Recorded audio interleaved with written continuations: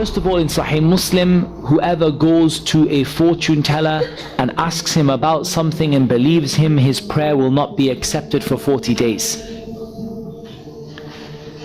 There is another wording of this hadith which says that the one that doesn't believe him, his prayer will be accepted for 40 days. And whoever believes in what he said, he has disbelieved in what was revealed to Muhammad sallallahu alaihi wasallam. And the Prophet sallallahu alaihi wasallam said, not from us are those people who believe in omens or have omens read for them.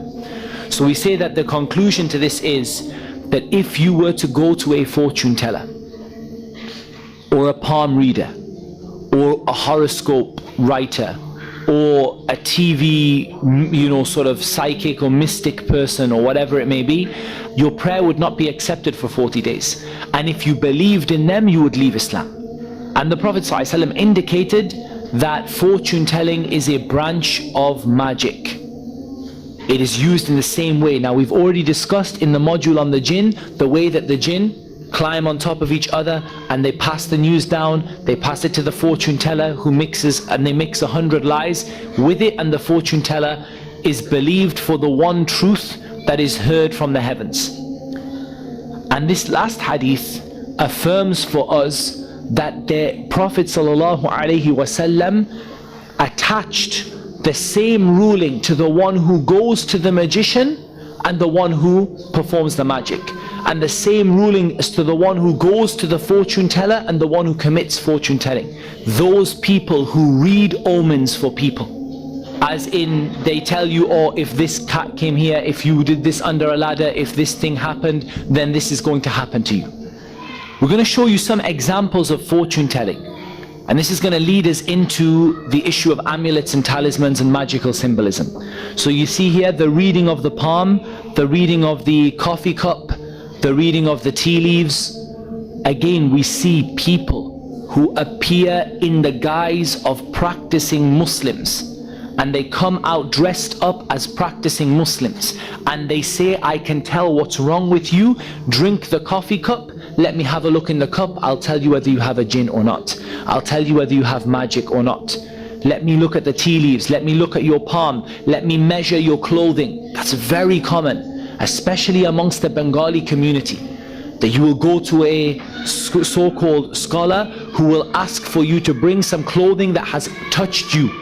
For example, your socks, underwear, vest, for the ladies the hijab, something that has been directly in contact with you and your skin.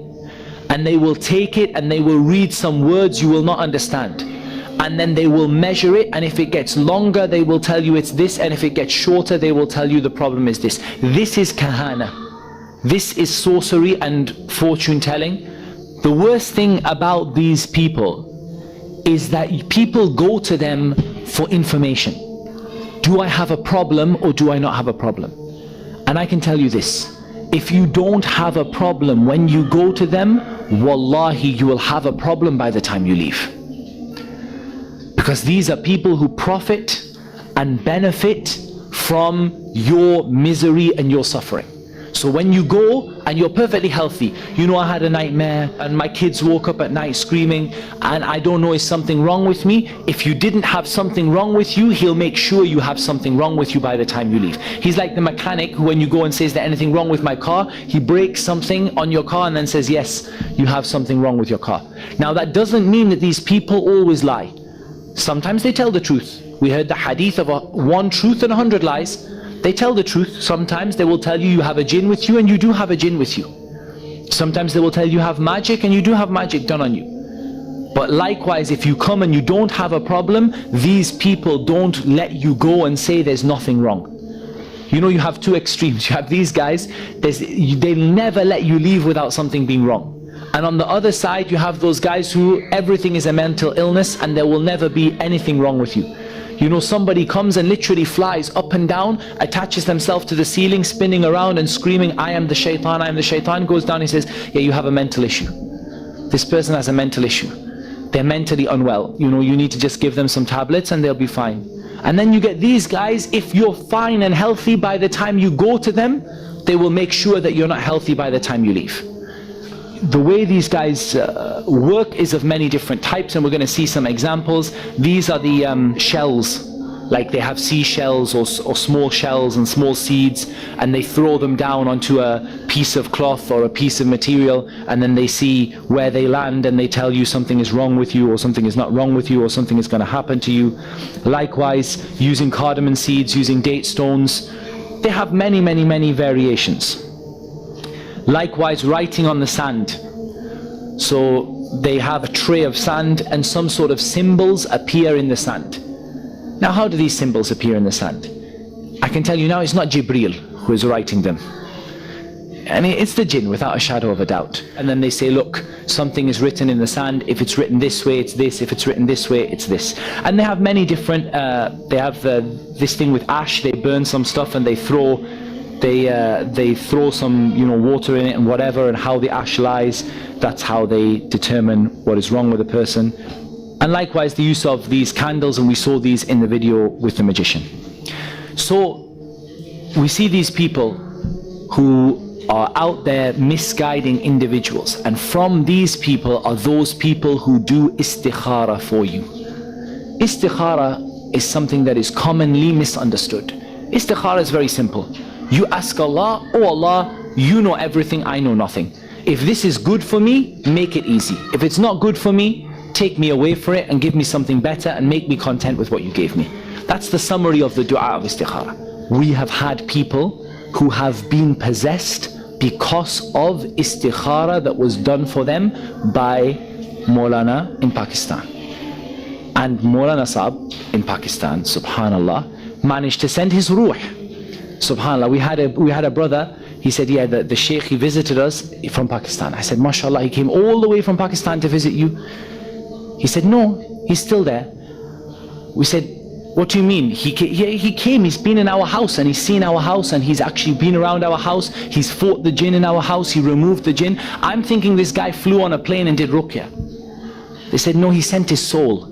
He took his ruh out of his body and he sent his ruh from Pakistan to come and remove the jinn from our house. And this is a person who advertises himself as doing istikhara for marriage. That's what he does. I do istikhara for you and I tell you whether your marriage is going to work out or it's not going to work out. When in reality, he sent a jinn to the house and this sister was possessed by that jinn because of the istikhara that the family did to find out whether her marriage would be successful or not successful. So this is a very serious issue. Now this leads us nicely into the issue of astrology and stargazing. And all of the magic that you see has a strong link to astrology and stargazing. Don't think that the two are separate. The two are one and the same. They benefit from each other. They are based upon each other. And we know this from the statement of Ibn Abbas radiallahu anhuma. Ibn Abbas said, a group of people, yaktubuna abajad, they write abjad, and we're going to talk about abjad, the abjad alphabet. They write in code, yanzuruna fin nujum, and then they look into the stars. I do not think that these people have anything in the hereafter. Ibn Abbas knew the reality of how magic works, because most magicians, they use astrology and the zodiac as an integral part of the magic that they do. Let's have a look at this in more detail. They essentially divide people into one of four categories, okay? And these four categories are based upon the signs of the zodiac. And this is kufr and this is kadhib, it's falsehood and batil. But this is how they work. This is mentally how the magician produces the amulet. They divide people into four categories according to the sign of the zodiac, but not by birth. We're going to talk about this, not by birth. They don't do it by birthday, i.e. you're Gemini because you were born in June or July or whatever. You're this because you were born. They do it by a calculation. When they get your zodiac sign, they divide you into fire, water, air and earth. fire, water, air and earth. And based upon what they calculate, they would then tailor the magic to the element that you are considered to be closest to. So if you are calculated as being from the earth element, they will bury your magic in the ground. And if you are calculated as being from the air element, they would tie it to a bird or to a tree. If they calculate you as being a fire person, they would command you to burn or command incense to be burned and papers to be burned. And if they calculated you to be a water person, they would put your magic in the sewer, in the toilet, in the drain, in the sea, in the river, in order for it to activate.